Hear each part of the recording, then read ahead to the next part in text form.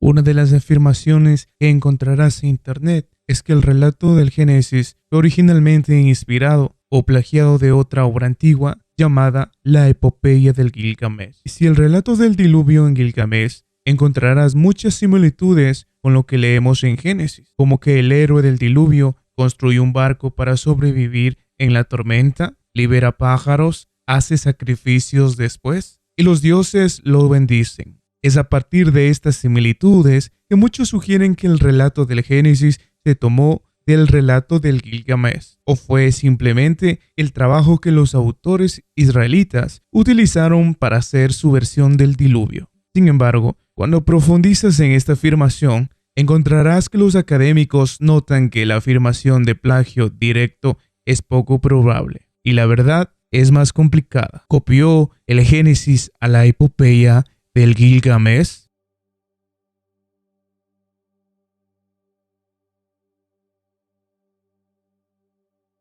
La epopeya del Gilgamesh es muy diferente de Génesis en múltiples formas. Primero, no es un relato de los orígenes o la creación. En cambio, el Gilgamesh es una epopeya que sigue las aventuras del rey Uruk, que se llama Gilgamesh, y la epopeya se divide en 12 tabletas. El resumen es que Gilgamesh era un rey que era odiado por su pueblo, por lo que los dioses crearon un hombre salvaje llamado Enkidu. Enkidu y Gilgamesh se hacen amigos y emprenden aventuras juntos. Y sin embargo, los dioses se enojan con los dos y sentencian a Enkidu a morir. Después de esto, Gilgamesh se llena de dolor y miedo a su propia mortalidad. Entonces Gilgamesh emprende un largo viaje para encontrar a Utnapishtim, para preguntarle cómo podría obtener la inmortalidad para sí mismo. Utnapishtim le dice a Gilgamesh que él no puede lograr esto, pero que hay una planta en el fondo del mar que puede rejuvenecer el cuerpo.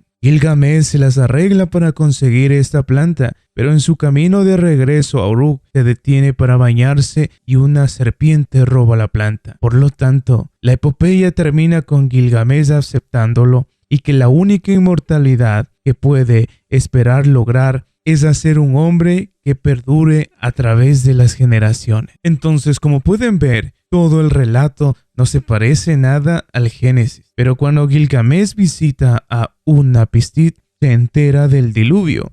Utnapishtim le dice a Gilgamesh que se encomendó la tarea de construir una embarcación para sobrevivir la tormenta. Después del diluvio, hizo un sacrificio para alimentar a los dioses y como recompensa, se le concedió la inmortalidad. Esta sección particular de Gilgamesh, la que muchos argumentan que fue plagiada y agregada de la Biblia, o al menos los autores israelitas usaron para hacer su propia del gran diluvio. Sin embargo, existen problemas con cada una de estas afirmaciones. Primero, debemos dejar en claro que no tenemos un solo relato de la epopeya del Gilgamesh. Técnicamente, tenemos varios relatos, fragmentos del Gilgamesh, y todos son diferentes entre sí. Lo que tradicionalmente se conoce como la epopeya del Gilgamesh es la versión tardía encontrada en una biblioteca siria que data del siglo VII a.C.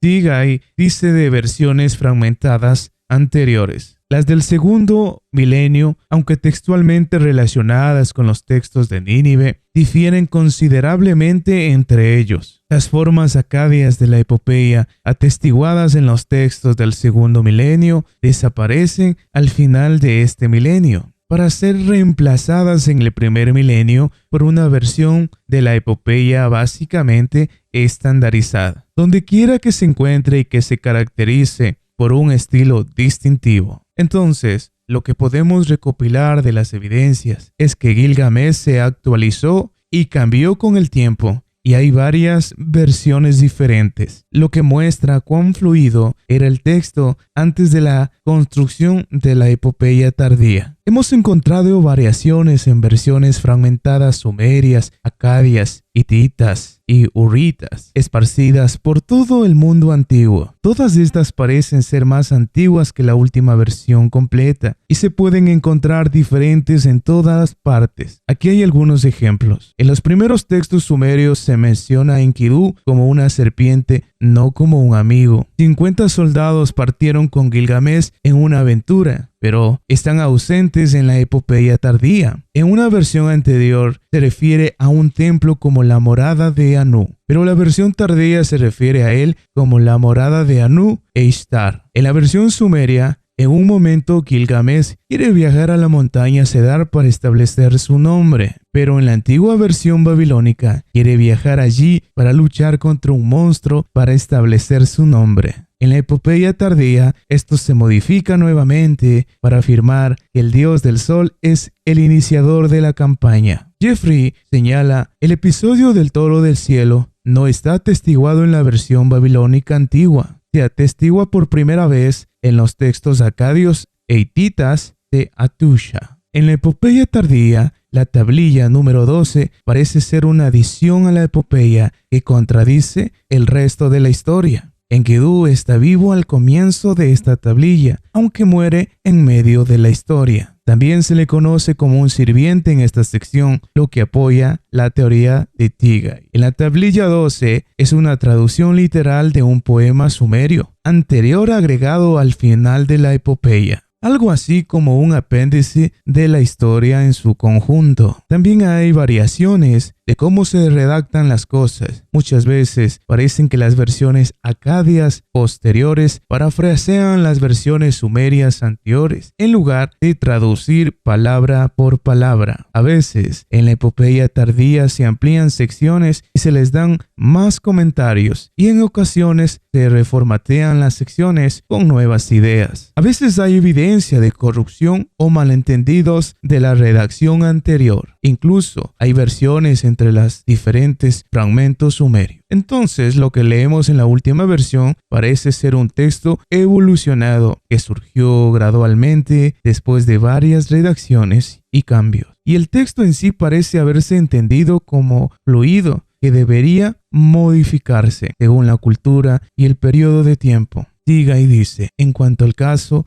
los fragmentos del periodo babilónico medio indican que la aparición del texto babilónico estándar tardío fue un proceso gradual que tomó siglos, en lugar de algo logrado de una vez por el editor final. Algunos sugieren que el producto tardío fue originalmente obras separadas que luego se compilaron juntas en la epopeya, pero Tigai argumenta que es poco probable, dado que las versiones fragmentadas anteriores probablemente hacen referencia a otras versiones, lo que sugiere que hubo una epopeya anterior en acadio que fue simplemente actualizándose con el tiempo. Podría darse el caso de que la primera versión acadia se haya elaborado a partir de obras sumerias separadas, pero todavía no estamos del todo seguros. Sin embargo, Tigai señala que es muy probable que haya una excepción a esto, a saber, el relato del diluvio, que según él probablemente se agregó a la versión tardía de la epopeya y estuvo ausente en las versiones anteriores. Las razones son que el relato del diluvio de Gilgamesh difiere del resto de la epopeya en términos de estilo, fórmulas de apertura y vocabulario. El relato del diluvio se refiere a la esposa de Utnapishtim como mujer, pero fue del relato del diluvio. La epopeya se refiere principalmente a ella como esposa. Las secciones de Utnapishtim fuera del relato del diluvio utilizan una forma única para presentar discursos. Esta fórmula también se ve en lugares anteriores a la epopeya que se pueden observar en las versiones fragmentadas antiguas de Babilonia.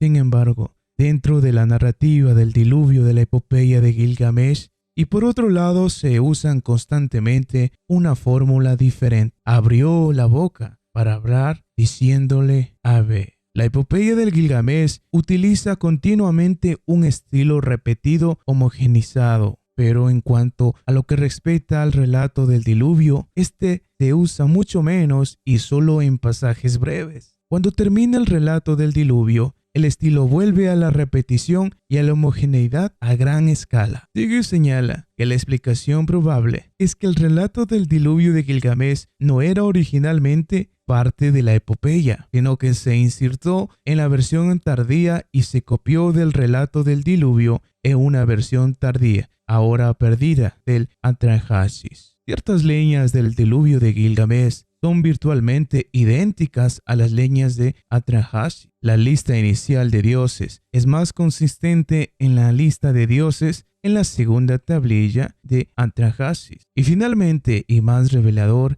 el héroe del diluvio de Gilgamesh, Unapistín, se le llama Atrahasis en un monumento 11. Por lo tanto, debemos inferir que antes de la versión tardía del Gilgamesh, la narrativa del diluvio no era parte de la sección de Unapistín y que fue llevada a Gilgamesh desde una versión tardía de Atrahasis, una que data de una época en que la fórmula tardía estaba de moda. Scott Nagel dice: la mayoría de los académicos, por lo tanto, ven en esta sección la 11ª tablilla como el trabajo del editor del siglo 7 desde Cristo, quien bajo la edición en una fuente anterior como conocida la epopeya de Atrahasis. Por lo tanto, Gilgamesh parece ser una epopeya elástica y fluida que cambia, modifica y dependiendo de la cultura y del periodo del tiempo se adapta. El relato del diluvio probablemente no estaba en la versión original,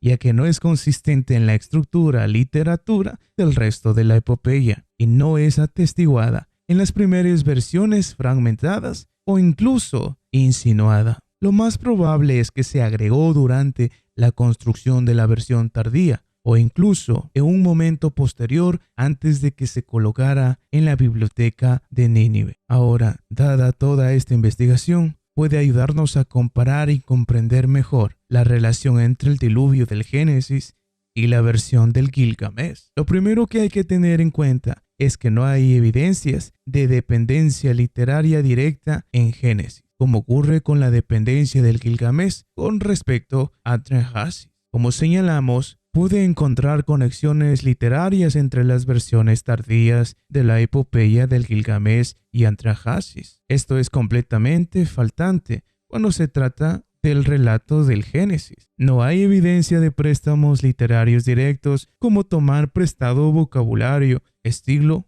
o fórmulas. Es cierto que hay connotados agadios en el relato bíblico del diluvio. Sin embargo, John Walton y Trent Logan notan que esto en realidad no muestra que estuvieran copiando las leyendas conocidas del diluvio mesopotámico. Como lo muestra el arreglo literario en Génesis con los connotados, no coincide con las leyendas de los diluvios mesopotámicos. En sus palabras, el flujo narrativo sobre los materiales de construcción no consigue específicamente ninguna de las tradiciones mesopotámicas registradas. Entonces, aunque la descripción bíblica tiene conexiones con el acadio, también parece ser una tradición independiente que fue transmitida a los hebreos que estaban separada de otros relatos de diluvio conocidas en el tiempo. No hay algo que se tomó de las leyendas del diluvio mesopotámico. Incluso Mark Smith señala la falta de acuerdo verbal con los versos acadios y paralelos en oposición a los temas y la relativa escasez de vocabulario prestado en la literatura milita en contra de una teoría de la dependencia literaria directa. Con Génesis capítulo 1:11 parece que estamos trabajando más con temas compartidos y tramas básicas que se originaron en Mesopotamia, en lugar de textos realmente conocidos tomados prestados por Israel. Si los hebreos elaboraron el relato del diluvio plagiando otras obras del diluvio, cambiaron tanto que cualquier conexión literaria directa reconocible ha sido borrada por el trabajo de falsificadores astutos e indetectables. Ahora, lo que sugieren muchos académicos no es la dependencia literaria, sino las traducciones compartidas entre Génesis y los otros relatos del diluvio. En otras palabras, todos los relatos del diluvio probablemente se basan en tradiciones orales originales transmitidas a culturas posteriores. John Walton ilustra esto al compararlo con los relatos egipcios y hititas de la batalla de Kadesh. Ambas culturas escribieron sobre el mismo evento y por lo tanto deberían esperar que haya similitudes. Pero también la perspectiva religiosa y cultural de cada lado también produjo sus propias diferencias. Pero el punto importante es que las similitudes entre ambos relatos no significan que uno copió al otro o inspiró del relato del otro. Es más probable que ambos relatos compartan tradiciones similares sobre lo que algo sucedió en el pasado. Podemos hacer otra analogía con el evento conocido como el éxodo de Egipto. Tanto Tácito como Manetón hablan de los orígenes de la nación de Israel como habiendo dejado Egipto hace mucho tiempo. Tácito dice que los hebreos fueron expulsados a causa de una plaga y Manetón se refiere al éxodo como una expulsión de leprosos. Hay similitudes aquí con lo que encontramos en el relato anterior dentro del libro del Éxodo, pero es poco probable que Tácito o Manetón obtuvieran su información del Pentateuco. Es más probable que estén citando una versión egipcia anterior de su versión de la historia y por lo tanto tengan una tradición compartida con lo que encontramos en el libro hebreo anterior del Éxodo. Del mismo modo, es más probable que los antiguos relatos del diluvio cercano Oriente hayan compartido tradiciones de un diluvio que ocurrió en el pasado distante. Como dice Walton y Longman, el lector no debe precipitarse a conclusiones de que las identificaciones de similitudes sugieren que el autor haya tomado prestadas informaciones directamente de los relatos mesopotámicos. Todos en el mundo antiguo saben que hubo un diluvio, al igual que todos hoy saben que hubo un holocausto. Es un río cultural. Los relatos mesopotámicos se extraen del río cultural y lo modifican de acuerdo con sus ideas culturales y teológicas. Los autores bíblicos están haciendo lo mismo. No necesariamente debemos preocuparnos, pero si los autores israelitas tienen acceso a copias de los relatos mesopotámicos, es cierto que el relato del Génesis tiene paralelismos que se encuentran en las obras de otras leyendas del diluvio mesopotámico, como el Gilgamesh. Sin embargo, Walton señala que a menudo tendemos a resaltar las similitudes e ignorar las diferencias. La realidad es que hay más diferencias entre Génesis y los otros relatos que realmente distinguen al Génesis de su diluvio. Dado que no hay evidencias de dependencia literaria directa, es probable que los diversos relatos del diluvio solo contengan tradiciones compartidas de una tradición oral sobre un diluvio en el pasado distante. Como dice Edmund North, la medida en que la narrativa posterior se deriva de la tradición anterior sigue siendo incierta. No se puede afirmar de forma directa de influencia literaria, ya que los rastros distintos de las respectivas narrativas son demasiado abundantes para permitir tal afirmación. Todo lo que se puede decir es que los relatos bíblicos deben haber sido influenciados por la tradición oral mesopotámica o por una serie preexistente de tales tradiciones transmitidas oralmente en su contexto. Otro aspecto que debe tenerse en cuenta es la complejidad de cada relato. Lo que leemos en Génesis parece ser un relato mucho más simple cuando lo comparamos con lo que vemos en Gilgamesh o Atrahasis, lo que sugiere que no fue una elaboración adicional o dependiente de las otras versiones. Kenneth Kipchen señala que el relato del Génesis de ninguna manera está más evolucionado. En términos de extensión, el relato del Génesis del diluvio equivaldría aproximadamente a 120 líneas de la versión sumeria o acadia de ese tiempo, mientras que el relato del diluvio de Atrahasis, tablas 2 y 3, tenían originalmente unas 370 líneas de longitud y el relato de la inundación del Gilgamesh tenía unas 200 líneas. Kitchen dice, Génesis 6:8 fue probablemente la más simple y corta de todas las versiones antiguas. Posiblemente se originó tanto como ellas y ciertamente no es una elaboración secundaria de ellas mismas. Si solo estuviéramos creando una versión simplificada de las leyendas del diluvio existentes, deberíamos esperar que haya evidencia de redacciones o simplificaciones de secciones específicas. En cambio, vemos un relato más simple que carece de conexiones literarias con la versión mesopotámica. También vemos menos desarrollo teológico en Génesis y cosas que tendrían un sentido más práctico. Por ejemplo, tanto Gilgamesh como Génesis notan que el héroe del diluvio liberó pájaros después de la inundación. En Gilgamesh, el orden de una paloma, una golondrina y luego un cuervo, siendo el último el más grande de los 3 pájaros. En Génesis 8, el orden es un cuervo, luego se sienta una paloma 3 veces. En el Ivy Biblic Commentary señala que el orden en Génesis tiene más sentido práctico para inspeccionar la retirada de esa escena. A diferencia de las palomas que regresan después de ser liberadas, el uso de un cuervo para marineros se basa en su línea de vuelo. Al notar la dirección que elige, un marinero puede determinar dónde se encuentra la tierra. La estrategia más sensata es soltar un cuervo primero y luego usar otras aves para determinar la profundidad del agua y probabilidad de un lugar para aterrizar. Un cuervo, por hábito, vive de carroña y por lo tanto tendría suficiente comida disponible. La paloma tiene una capacidad limitada para el vuelo sostenido, por lo tanto los navegantes la utilizan para determinar la ubicación de los sitios de aterrizaje. Mientras regresan, no habrá aterrizaje a corta distancia. La paloma vive en una elevación más baja y necesita plantas para alimentarse.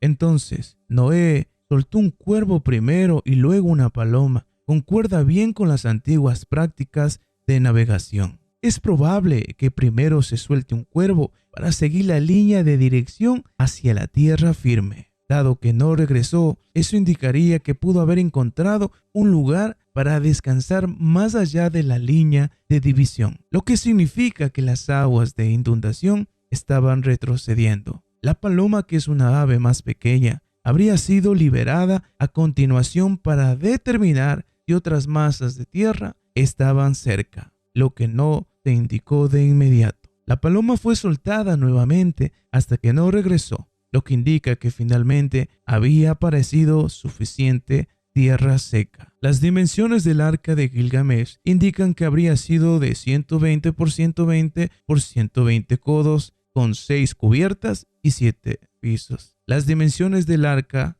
eran las correspondientes mencionadas, lo que significa que probablemente se parecía a un cubo gigante. Es poco probable que un barco así flote y parece ser completamente mítico. Hemos notado en un video anterior que las dimensiones del arca en Génesis son probablemente una fórmula idealizada y exagerada, pero aunque las dimensiones son exageradas, la proporción de la distribución de sus paredes probablemente se basaría en una embarcación real que hubiera podido flotar y caparear la tormenta del diluvio. En las otras leyendas del diluvio, la lluvia dura 7 días y 7 noches, pero en Génesis indica un marco de tiempo más largo, con 40 días y con 40 noches. Para que la región se llenara de agua, 7 días parece demasiado corto. Parecería más probable que un periodo más largo. Realmente se cree en un megalago en el área, por lo que usar un número simbólico más alto es una mejor estimación. Además, los monzones que solían ocurrir en la región generalmente duraban alrededor de 4 semanas, que está más cerca de lo que registra el Génesis. Entonces, Génesis tiene más sentido en términos de cuánto tiempo debería durar aproximadamente la lluvia. Así que Génesis es un relato mucho más simple y tiene más elementos que parecen realistas, como dice Alan Millar. Si se va a emitir un juicio sobre la prioridad de una tradición sobre otra, el Génesis gana inevitablemente. En la creación, su relato es admitido por su simplicidad y grandeza. Su concepto del hombre concuerda bien con los hechos observables. Por lo tanto, dado que no hay conexiones literarias entre el Gilgamesh y el Génesis, como las hay entre el Gilgamesh y Atrahasis, y que el relato del Génesis es mucho más simple y realista, es poco probable que los hebreos usaran Gilgamesh como fuente, que estaba destinado a ajustarse según el periodo de tiempo y la cultura en la que se encontraba. Esto sugiere que su objetivo no era necesariamente una historia precisa, sino ajustar su contenido para adaptarse a la mejor audiencia de su contexto. Carecemos de evidencia que sugiera que Génesis fue tratado de la misma manera y que hay muchos datos arqueológicos e históricos que sugieren que Génesis apunta más a informar relatos precisos del pasado. Por lo tanto, no parece, con nuestro conocimiento actual, que Génesis, que estaba destinado a ser un texto fluido como el Gilgamesh, de hecho, parecen ser diferentes en su objetivo, género y propósito. Y por lo tanto, no hay razón para asumir que el diluvio del Génesis fue solo un mito tomado del Gilgamesh o inspirado por esa historia de ese diluvio.